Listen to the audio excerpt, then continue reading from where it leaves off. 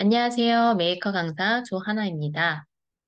여러분들은 혼자 상상의 나래를 펼치다가 번뜩 떠오른 아이디어, 실현해보고 싶다는 생각을 해본 적이 있으신가요? 메이커 스페이스란 상상이 현실이 되는 공간. 내가 반짝이는 아이디어를 직접 창작하고 또 창업으로 이루어질 수 있도록 메이커 교육, 체험 프로그램, 또 시제품 제작 등을 지원하는 공간입니다. 그럼 메이커 스페이스에서 어떤 물건들을 제작할 수 있는지 잠깐 예를 들어서 살펴보도록 하겠습니다. 음, 3D 스캐너와 3D 프린터를 이용한 작품들인데요. 3D 스캐너로 사람을 스캔해서 직접 흉상을 제작할 수도 있고요. 아니면 피규어를 스캔해서 복제품을 만들어낼 수도 있고요. 아니면 내가 설계한 어떤 설계도를 가지고 3D 프린터를 이용해서 시제품을 만들어낼 수도 있죠. 굉장히 다양하게 사용할 수가 있는데요. 또 레이저 조각기를 이용하면 우리가 원하는 재료의 각인이나 절단을 통해서 뭔가 다양한 작품들을 만들어낼 수가 있습니다. 그리고 또 진공성형기를 이용할 수 있는데요. 진공성형기는 우리가 몰드나 아니면 포장재를 제작할 때 많이 쓰는 기계입니다. 그러면 오늘은 뭘 만들어 볼 거냐? 저희는 오늘 레이저 가공기를 이용해서 조명을 한번 제작해 보도록 하겠습니다. 음, 우리 레이저 가공기라는 기계 이름이 굉장히 생소하죠. 레이저 가공기가 뭔지 한번 알아보도록 할까요? 음, 말 그대로 레이저 가공기는 레이저를 이용해서 조각, 절단, 마킹 작업을 하는 기계입니다. 대신에 수작업이 아니라 컴퓨터의 수치 제어를 통해 할 수 있기 때문에 뭔가 컴퓨터 파일을 이 기계에 전송을 해서 기계가 자동으로 제작을 해주는 그런 시스템이라고 생각하시면 됩니다. 작업의 최대 면적은 600에 300mm, 그리고 재료는 뭐 아크릴 유리, 라미네이트, 가죽, 종이 등 굉장히 다양한 재료를 절단하고 조각하고 마킹할 수가 있습니다. 그러면 우리가 각인과 절단을 할 수가 있다 그랬잖아요. 이 가공 방식의 차이는 무엇인지 한번 살펴보도록 할게요.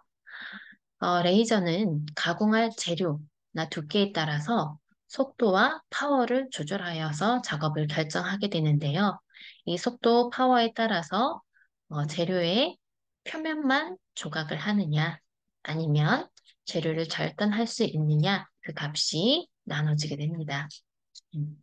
자, 그러면 이러한 레이저를 가공하기 위해서는 컴퓨터 작업한 파일이 있어야 되겠는데요. 그 파일은 도대체 어떻게 구할 수 있는지, 아니면 내가 어떻게 만들어야 되는지 한번 살펴보도록 하겠습니다. 레이저를 사용하기 위한 도면은 이제 비트맵과 벡터 파일 두 가지로 나눠지게 됩니다. 비트맵이라는 것은 우리가 흔히 알고 있는 사진, JPG, PNG 이런 것들, 픽셀로 이루어진 단위로 된 파일들을 얘기를 합니다.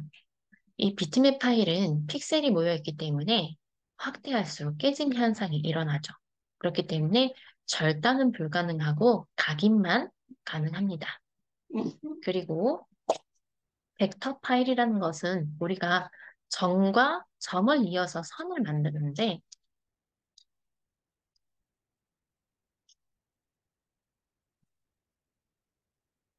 보통은 음, 벡터 파일이라는 거는 점과 점을 이루는 선분 또는 면을 만들어서 이 수학적 연산으로 만들어진 파일을 얘기하는데요. 벡터 파일은 점과 점을 이어줘서 만들기 때문에 확대했을 때 경계가 깨지지 않고요. 또 면으로 이루어져 있어서 굉장히 뚜렷합니다. 음. 그래서 레이저 절단할 때는 무조건 벡터 파일을 만들어야 되는 거죠. 저희 확장자를 잘 살펴보시면 비트맵 파일은 저희가 흔히 볼 수 있는 사진 파일들이에요. JPG, GIF, PNG, BMP 등. 그런데 우리가 벡터 파일은 소위 디자인을 한다. 이런 분들이 많이 다루는 프로그램들이에요. 뭐 CDR, 코렐드로우, DXF, 뭐 CAD나 설계 프로그램들, DWG, 그리고 AI, 일러스트, 그다음에 SVG 이렇게 벡터 파일 종류는 굉장히 많이 있습니다. 어떤 파일이든 상관은 없어요. 다들 호환성이 있기 때문에 내가 만들 수 있는 프로그램으로 이러한 확장자를 가진 파일들을 만드시면 레이저로 음, 절단과 조각을 할 수 있는 거죠. 아, 그렇다면 똑같은 도면을 조각과 절단했을 때 어떤 느낌 차이가 있는지 하나의 도면을 가지고 첫 번째는 절단만 한 거고요. 두 번째는 선만 각인한 거고요. 세 번째는 면을 각인을 한 거예요. 그래서 이러한 느낌 차이를 따라서 내가 어떤 제품을 만들고자 할 때 어떠한 기능을 써야 되는지, 도면을 어떻게 그려야 되는지 한번 생각해 보시면 좋을 것 같아요. 자, 이제 본격적으로 저희가 레이저 가공 도면을 취득하기 위한 방법이 어떤 것이 있는지 한번 알아보도록 하겠습니다. 직접 디자인하는 게 제일 좋긴 하겠죠. 뭐 CAD 프로그램을 사용하실 수 있는 분들은 그거 사용하셔도 되고요. 하지만 저희는 이번 시간에 인크스케이프라는 프로그램을 이용해서 한번 제작을 해볼 겁니다. 음, 만약에 내가 만들기 어렵네 이러신 분들은 공유 사이트를 활용하셔도 돼요. 굉장히 여러 가지 사이트들이 있기 때문에 여기서 무료 소스 또는 내가 뭔가 판매하는 데 필요하다. 그러면 유료로 구입하셔도 상관이 없기 때문에 내가 마음에 드는 것들을 잘 찾아가지고 도면을 취득하는 것도 하나의 방법이죠. 그리고 뭔가 박스를 제작할 때는 저희가 대부분 만드는 박스들은 조립을 용이하게 하기 위해서 이제 끼움 방식으로 많이 만들어요.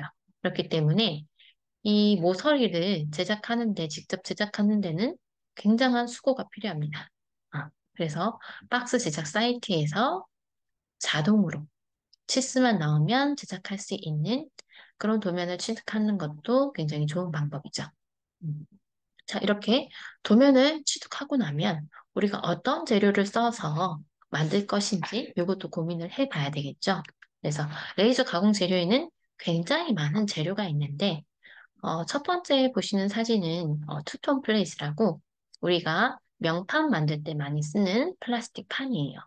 음. 그래서 바탕 배경이 되는 것과 각인을 했을 때 나타내는 색이 서로 달라가지고 명판을 만들 때 많이 쓰이고요. 그리고 가장 많이 쓰이는 게 아크릴이죠. 그 다음에 뭐 목재, 종이, 가죽 등 여러 가지 재료를 뭐 각인과 절단을 통해서 우리가 제품을 만들어 볼 거예요.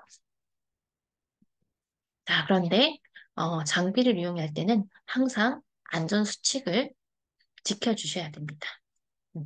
저희가 레이저 가공기는 특히나 플라스틱을 자르는 작업이기 때문에 굉장히 유해한 음, 것이 자, 그리고 우리가 장비를 이용할 때는 항상 안전 수칙을 잘 지켜주셔야 됩니다. 음. 특히나 레이저 가공기는 플라스틱을 자르는 작업들이 많기 때문에 환기 시설을 꼭 체크해 주셔야 되고요. 장비 작동 시에 이 레이저 광원을 장시간 동안 직접 쳐다보면 눈에 굉장히 좋지 않기 때문에 반드시 보호 안경을 착용해 주시고요. 또 레이저 가공기, 저희 레이저 가공기는 덮개를 닫아야만 사용이 가능한 거라서 상관이 없겠지만 혹시나 다른 데서 작업을 하실 때 가공기 사용 시에는 꼭 상단 덮개를 닫아서 사용을 할 수 있도록 해주시기 바랍니다. 그리고 나무나 종이 등 발화 가능성이 있는 재료들이 있어요. 이 재료들은 레이저가 지나가면서 불꽃이 일어났기 때문에 뭔가 문제가 생겼을 때는 불이 날 수도 있기 때문에 절대로 이런 재료를 사용할 때는 자리를 비우지 마시고 또 화재가 발생하는 경우에는 비치된 소화기를 사용해 주시기 바랍니다. 그리고 또 굉장히 안 되는 재료들이 있어요. 그래서 PVC, 특별히 비닐, 이러한 특수한 재료는 절대 가공이 불가하기 때문에 이용하시면 안 되거든요. 그렇기 때문에 사용하기 전에, 기기를 사용하기 전에 항상 재료에 대해서 저희 관리자분들께 문의를 해주시면 좋을 것 같습니다.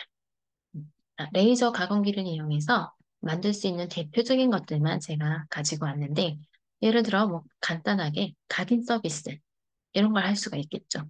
내가 가진 물건에 아니면 내가 쓸 음, 내가 가진 물건에 간단히 내 이름 하나 뭔가 새기고 싶다.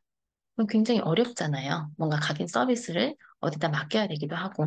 하지만 내가 이 수업을 듣고 하는 방법을 배운다고 하면 솔직히 할 수 있는 것들이죠. 그리고 뭐 아크릴 무드등 한참 유행해서 많이 판매를 했었죠. 지금도 잘 판매하고 있고. 하지만 이 레이저 가공기를 이용해서 절단과 각인을 통해서 간단히 만들 수 있는 작품이기도 합니다. 그리고 우리가 오늘 제작할 조명. 음, 여러 가지 디자인들이 있어요. 그렇기 때문에 내가, 어, 뭐를 만들어 봐야겠다. 음, 이런 예시 사진들을 보시고 항상 아이디어를 내 머릿속에 생각해 주시기 바랍니다. 그리고 또 뭐 현판, 간판이나 입체 글자를 제작할 수도 있겠죠. 그리고 뭐 장식품 키트도 제작을 많이 합니다. 액자 아니면 조명 이런 식으로. 그리고 조립 장식품도 제작을 하죠. 어, 각종 장식품. 우리가 생활용품을 만드는데 레이저 가공기는 정말 굉장히 많은 활용도가 있어요. 그렇기 때문에 사용하시는 방법만 잘 배워두시면 내가 원하는 제품들을 만들어내실 수가 있을 거예요. 음. 정말 이제 본격적으로 우리가 레이저 가공기를 이용해서 이제 조명을 제작해 볼 건데, 이 첫 번째가 이제 컴퓨터 파일을 만드는 거죠. 벡터 파일을 한번 만들어 볼 거예요.